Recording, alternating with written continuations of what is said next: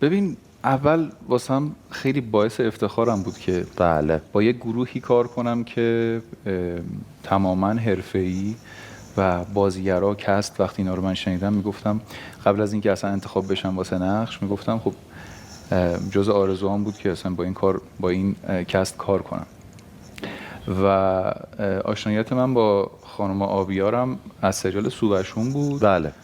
و از اونجا فکر میکنم من تو ذهنشون بودم، چون توی سریال سووشون نقش یوسف جوان رو داشتم بازی میکردم و از اون به بعد از سریال فکر میکنم یه چند ماهی بعدش که شنیدم که خانم آبیار کارگردان سریال بامداد و خمار شده، حقیقتا اصلا بهش فکر نمیکردم که الان به من زنگ بزنن بگن که خانم آبیار میخواد واسه یه نقش روی شما حساب کنه.